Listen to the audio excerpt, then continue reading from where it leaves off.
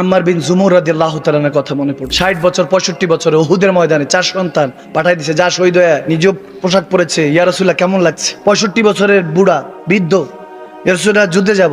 নবী বলেন আম্মার থেকে যাও, তোমার 4 সন্তান গিয়েছে তো চলবে। বলে ইয়া রাসূলুল্লাহ আমি যাব না, পা একটু সমস্যা ছিল, একটু খুঁড়িয়ে হাঁটতেন, ল্যাংড়া ছিলেন। হাদিসে বুখারী। নবীজি বলে না তুমি যাও না, 4 সন্তান গিয়েছে, হয়ে যাবে, হক আদায় হয়ে যাবে।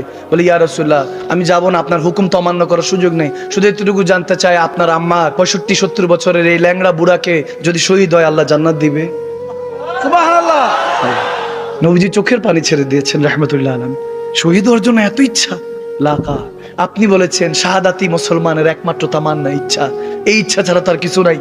তখন পেয়ার নবী বলেন তাহলে শুনো, ওই 65-70 বছরের ওই বৃদ্ধ যখন ইমানের জজবা নিজের মনের কথাগুলি পেয়ার নবীর কাছে বলছেন, নবীজি সুসংবাদ দিচ্ছেন, শুনো যখন তুমি শাহাদাত বরণ করবা, খোদার ইজ্জতের কসম 33 বছরের তাগড়া যুবক বানিয়ে আল্লাহ তোমার সাথে দেখা করার জন্য অপেক্ষা করছেন।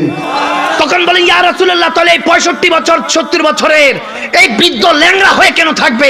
শাহাদাত বরণ করে টুকরো টুকরো হয়ে 33 বছরের তাগড়া যুবক হয়ে মুস্তাফা জান রহমাতের সাথে আল্লাহর সাথে দেখা করতে চায়। সুবহানাল্লাহ।